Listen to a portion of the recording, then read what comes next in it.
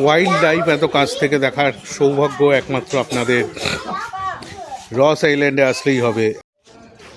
Japanese bunker, the loan seller, একটা কাঠের পাটাতন করা, তার উপর দিয়ে হেঁটে আপনাদের ওই দূরে লাইট হাউসের অবধি যেতে হবে। চলে আসলাম পরের এক ভিডিও নিয়ে, আমাদের আন্দামান সিরিজের নেক্সট ভিডিও। আজকে আমরা চলেছি আন্দামানের পুরাতন রাজধানী রস আইল্যান্ড দর্শন করতে। গান্ধী স্পোর্টস কমপ্লেক্সের ওখান থেকে রস আইল্যান্ড, নর্থ বে আইল্যান্ড এই দুটো জায়গার টিকিট পাওয়া যায়।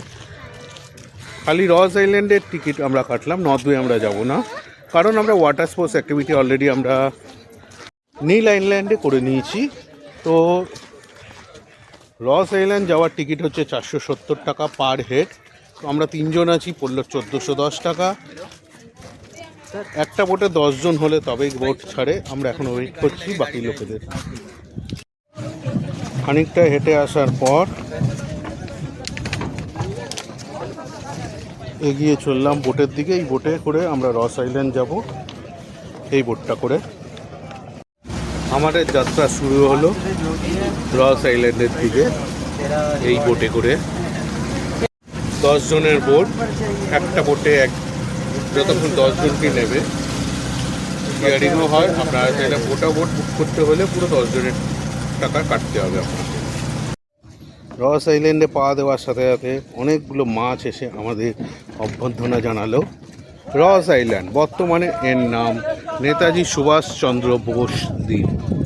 2018 সালে ভারতের প্রধানমন্ত্রী নরেন্দ্র মোদী এসে রস আইল্যান্ডের নাম পরিবর্তন করে রাখলেন নেতাজি সুভাষচন্দ্র বোস দ্বীপ। জাপানিজ বাংকার, জাপানিরা যখন দ্বিতীয় বিশ্বযুদ্ধের সময় আন্দামান দখল করে নিয়েছিল, তখন তারা বেশ কিছু বাংকার বানিয়েছিল। এই ছিল তার একটা নিদর্শন। আসার সাথে সাথে একটা হরিণের দেখা মিলল। আপনারা চাইলে এইরকম হেরিটেজ গাড়ি নিয়েও ঘুরতে পারেন। এর মূল্য হচ্ছে 1500 টাকা করে। পুরো দ্বীপটা নেতাজি সুভাষচন্দ্র বোসের নামে ডেডিকেটেড।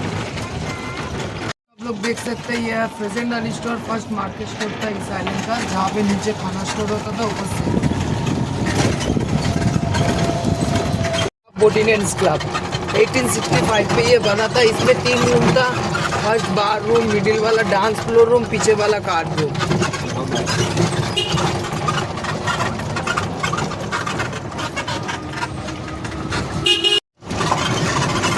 जो आप बिल्डिंग देख सकते हैं ये प्रेसबिटेरियन चर्च था, प्रोटेस्टेंट चर्च था, बना था 1866 में।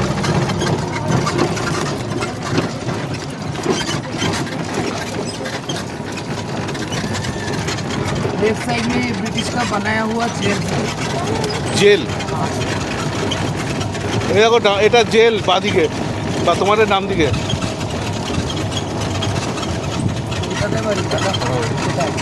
মানিকতলা বললানি আমার তাহলে তো কাছে। আমার মানিকতলা কিন্তু প্রপার কলকাতা। হ্যাঁ আমি জানি তো, আমি গাড়ি চালাতাম, लॉरी ड्राइवर ছিলাম 10 জন। ये था चीफ कमिश्नर का बंगला जो वर्ल्ड वॉर सेकेंड में जापानीज बॉम्बिंग के साथ डिस्ट्रॉय हुआ था 1942 में। ये है रोमन कैथोलिक चर्च, 1845 में बना था।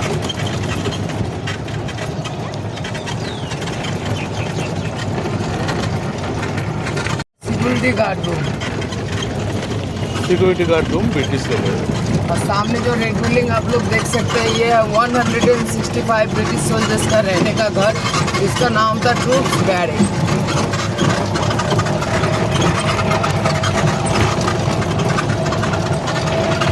बता दिया है। आइलैंड का सबसे खूबसूरत पॉइंट है लाइट हाउस। लाइट हाउस घूम के आइए, आपके पास 20 मिनट का टाइमिंग मिलेगा। और घूम के आने के बाद ये जो बंदा है खड़ा हुआ है, इसको टोकन देना है, ये आपको रिटर्न व्हीकल कर देगा ये भैया को।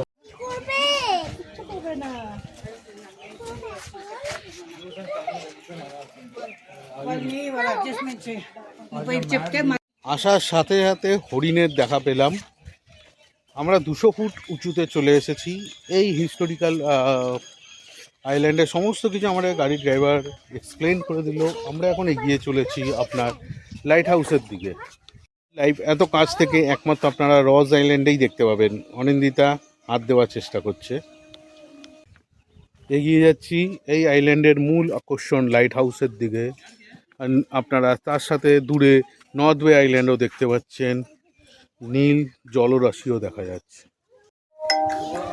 ওয়াইল্ড লাইফ এত কাছ থেকে দেখার সৌভাগ্য একমাত্র আপনাদের রস আইল্যান্ডে আসলেই হবে। এত কাছে ডিয়ার একটা নয় দুখানা, এবং যেমন আমরা রয়েছি কোনো ভয় পাচ্ছি না, তেমন তারাও কোনো ভয় পাচ্ছে না। দূর থেকে লাইট হাউসের দেখা মিলল। এই হলো নীল আইল্যান্ডের লাইট হাউস, রস আইল্যান্ডে লাইট হাউস, নেতাজি সুভাষচন্দ্র বোস আইল্যান্ডের লাইট হাউস। একটা কাঠের পাটাতন করা, তার উপর দিয়ে হেঁটে আপনাদের ওই দূরে লাইট হাউসের অবধি যেতে হবে। বাকি সব জায়গার লাইট হাউস আর নেতাজি সুভাষচন্দ্র বোস আইল্যান্ডের লাইট হাউস, দুখানা লাইট হাউস, দুরকম, মানে এত সুন্দর লাইট হাউস, এত সুন্দর জায়গায় এর আগে আমরা কোথাও কোনোদিনও দেখিনি। এত সুন্দর জায়গা, মনে হচ্ছে যেন এখানেই থেকে যাই বাকি জীবন। শান্ত পরিবেশ, কোনো আওয়াজ নেই, সমুদ্রের জলের ঝাপটার আওয়াজ মন শান্ত করতে। এরকম ভালো মেডিটেশনের আওয়াজ আপনারা আর কোথাও পাননি। Are you ready?